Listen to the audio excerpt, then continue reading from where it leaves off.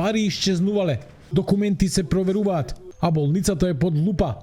Утрото во Прилеп започна со полициска акција и претреси на 8 локации под сомнение за финансиски криминал во Прилепската болница.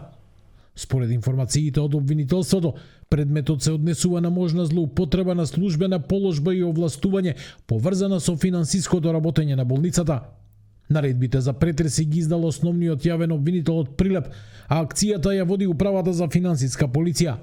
Станува збор за 8 локации, од кои дел се во градот, а дел на адреси на луѓе поврзани со болничкиот менаџмент. Основното јавно обвинителство Прилеп постапува во предистражна постапка поради сомненија за кривично дело, злоупотреба на службена положба и овластување, а поврзано со финансиското работење на болницата. Обезбедени се наредби за претрес на 8 локации, а действијата ги презема управата за финансиска полиција. По претресите, предистражната постапка ќе продолжи со други действија за обезбедување докази. Во акцијата, освен во установата, се претресуваат и приватни домови на луѓе за кои постојат индиции дека се вмешани.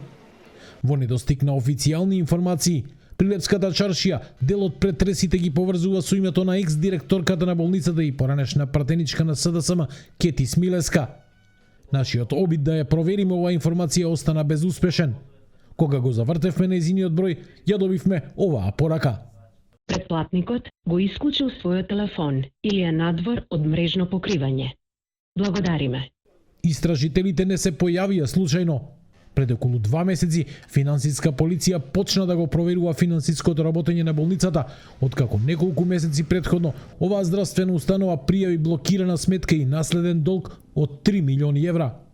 Актуелниот директор Кире Јоновски тогаш соопшти дека државни пари се трошеле во кафеани и игротеки, дека недостигаат 70 службени мобилни телефони за кои нема евиденција кој ги користел, а пари од болничката каса се исплаќале на рака. Уште тогаш беше најавено дека ќе се истражува како се трошеле парите. По завршувањето на претресите, како што соопшти обвинителството, истрагата продолжува со прибирање на финансиски и други докази. За сега не се соопштува дали има приведени или осомничени.